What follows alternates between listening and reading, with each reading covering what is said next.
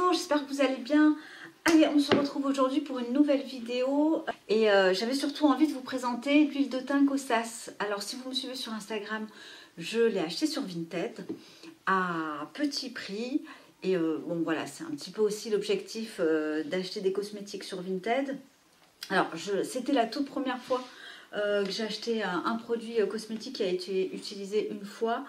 Ça ne correspondait pas du tout à la teinte de la Vinti. J'ai pas eu de soucis de livraison, tout s'est super bien passé. Je fais quand même attention pour les cosmétiques, notamment par rapport à l'hygiène. Je n'achète pas tout, mais là je vous montre le packaging si vous ne l'avez pas déjà vu. Quand je l'ai reçu, je l'ai trouvé un peu petit, mais en fait c'est tout à fait la quantité normale d'un fond de teint. Bon, ici c'est une huile visage teintée, donc de 30 ml. Alors quand je l'ai reçu, j'ai trouvé le packaging un peu petit, mais voilà, c'est la quantité classique de fond de teint, donc de 30 ml.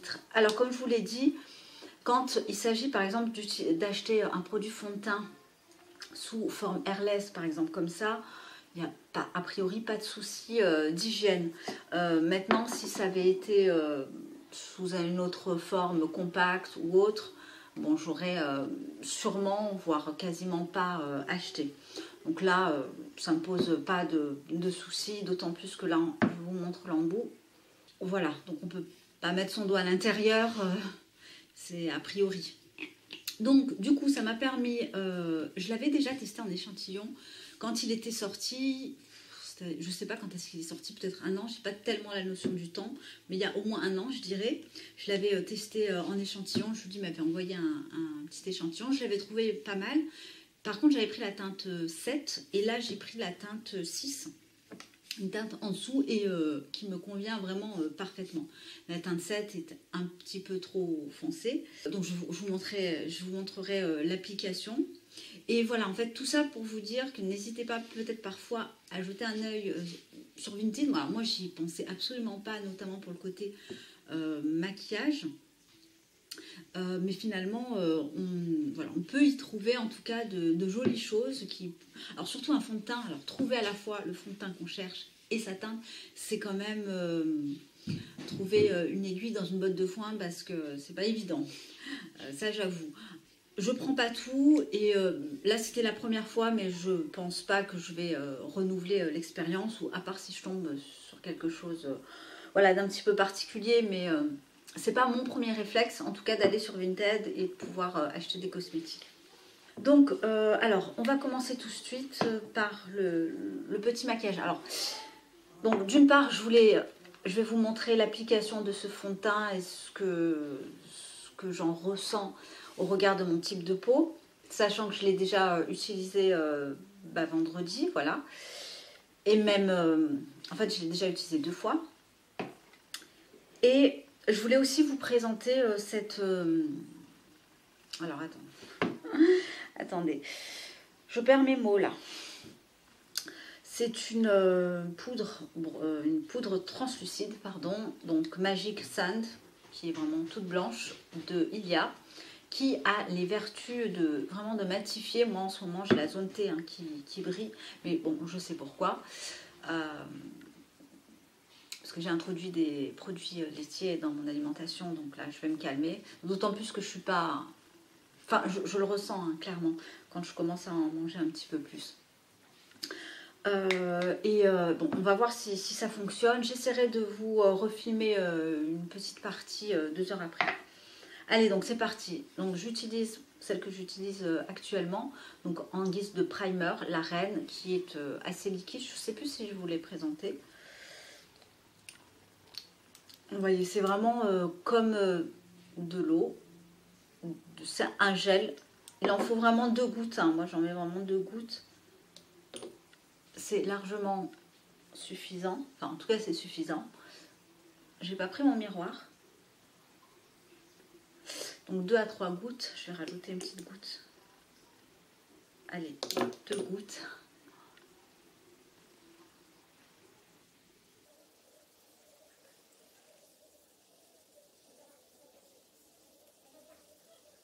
C'est très frais, très agréable à mettre. C'est de l'eau un petit peu gélifiée. C'est génial. Par contre, je ne la rachèterai pas parce qu'elle contient, ça je vous l'avais dit, du phénoxyéthanol. Alors évidemment, le phénoxyéthanol est décrit comme perturbateur endocrinien. Il faudrait que je mette 47 pots de crème tous les jours pour pouvoir avoir les méfaits en fait de cette substance. Donc là, j'ai mis 4 gouttes, même si j'en mets tous les jours, a priori, voilà, il n'y a pas de danger, pas d'affolement non plus enfin voilà, c'est pas parce que vous avez pris un produit qu'il faut... alors moi, je m'en sépare pas, je les utilise quand même. Maintenant, bon, ça arrive l'erreur de pas voir, hein, tout à fait, enfin, erreur entre guillemets, hein, mais il n'y a pas de conséquences, donc je l'utilise quand même. Je vais récupérer mon miroir et puis je reviens. Voilà, donc je l'ai récupéré, on poursuit. Donc j'ai mis mon primer et alors bon, comme d'habitude et comme toujours, je vais peut-être avancer. Voilà.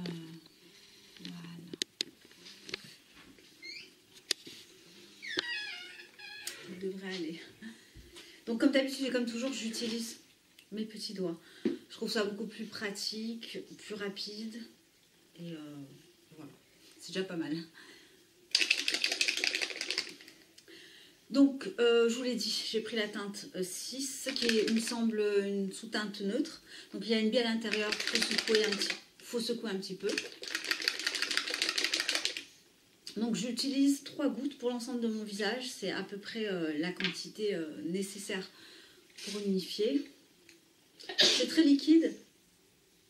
Je crois que l'huile qui est à l'intérieur, c'est celle de brocoli. Voilà. Donc, voilà ce que ça donne. Et voilà, je vais la poser comme une crème. Hein. Alors, elle a un fini semi-mat.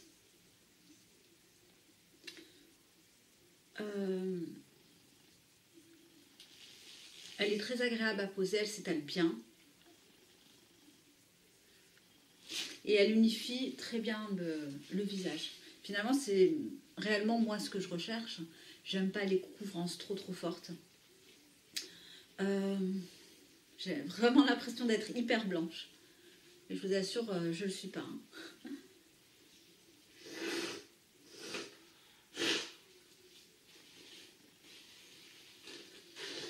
Voilà, donc la couvrance est modulable.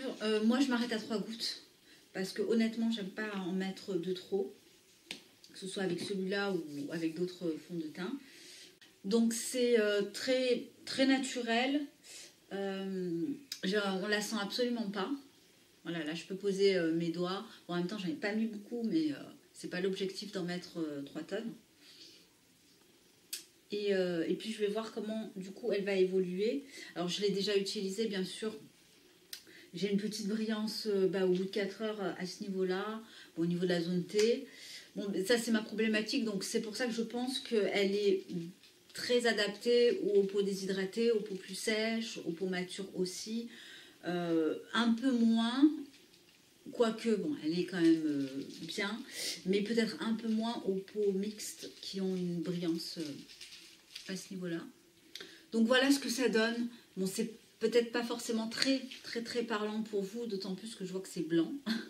Je me vois blanche en retour de caméra, mais je vous assure, ça unifie. Donc ce que je vais faire, je vais continuer mon maquillage hors caméra. Et ensuite, on se verra à la dernière étape Alors, il paraît que c'est la meilleure poudre pour les peaux mixtes, notamment pour la zone T. Et des poudres, j'en ai. J'ai la 100% pure, j'ai celle de Fit Glow, j'en ai utilisé avant. Voilà, donc j'ai terminé mon maquillage et du coup j'ai retourné l'angle de la caméra parce que de ce côté-là, on voyait tout blanc. Comme si j'avais rien fait, donc là j'espère que vous y verrez un peu mieux. Alors rapidement je vous montre ce que j'ai utilisé en dehors de l'huile de thym Kosas. Par dessus j'ai mis, j'ai fait donc mes yeux avec, enfin le fard à paupières pardon, avec cette couleur qui est juste ici de la palette duo de Alva. Donc celle-ci, c'était une de mes premières palettes fard à paupières quand je me suis mise dans le green, bon, à part les marques françaises, couleur caramel, etc. Ben, je l'ai toujours, quoi, ça fait des années. Et j'adore les deux couleurs et c'est celle que j'utilise honnêtement quasiment le plus. Avec la palette Ilia aussi. Ensuite, ben, le mascara, donc j'ai utilisé le Ilia. Valeur sûre, en toujours 2 couches. Il est génial. Je vous en ai déjà parlé d'ailleurs plusieurs fois. En blush, j'ai oublié de le sortir. Je vais vous le montrer rapidement. C'est mes blushs préférés de la marque Nuit Cosmétique, la teinte Caramel. C'est cette teinte-là. C'est un pêche assez doux, plutôt poudré, qui s'estompe facilement, qui tient très très bien. C'est mes blushs préférés. D'ailleurs, j'ai commandé chez Julie, puisque les blushs étaient en solde. D'ailleurs, il n'y avait pas que les blushs. C'était la marque entière, Nuit Cosmétique, qui était soldée. Et j'ai pris la teinte violette. Donc ça, c'est donc un pêche doux. J'ai le rose de Pititi. Et puis, j'ai commandé l'autre qui est un petit peu violet. Je ne me souviens plus du tout du nom. Et donc, on va mettre la poudre Ilia ensemble. Donc, je vais utiliser hop, ce pinceau-là, EcoTools. J'aime bien la forme du pinceau. Alors, je les ai lavés hier, il n'a pas forcément une jolie forme. Donc, c'est parti. Alors, le problème de cette poudre, c'est ça va être la teinte. Moi, j'ai pris la teinte la plus blanche, parce qu'en fait ce sont des teintes qui vont correspondre à votre carnation et moi, partant de ce principe, je me suis dit mais non, parce que en fait j'ai pas envie de rajouter une couche de couleur supplémentaire et du coup j'ai pris la plus claire de toutes les claires et c'est la teinte Magic Sand et du coup c'est trop blanc. Alors l'avantage de cette poudre, c'est qu'elle a un SPF de 20. Je l'avais acheté l'année dernière pendant l'été, il me semble, ou avant l'été. Non, pendant l'été. Pour justement me protéger du soleil en cours de journée. Alors c'est pas à emporter, c'est pas super pratique. Même en retouche, voilà. Il devrait faire la même chose en version compacte avec un SPF, ce serait top. Je suis en train d'y penser. Est-ce que c'est pas dans les tuyaux? Donc du coup, voilà, elle va me faire un visage un peu blanc. Hein. Donc je vais essayer de pas trop en mettre. Ou alors vraiment d'en mettre sur la zone T uniquement. Non, je vais changer de pinceau si je veux en mettre dans ma zone T. Je vais prendre celui-là. C'est numéro 101 de la marque. C'est un joli pinceau. Bashka. Donc voilà, j'en ai mis sur le dos, sur le couvercle. Donc je vais en prélever un petit peu en mouvement circulaire.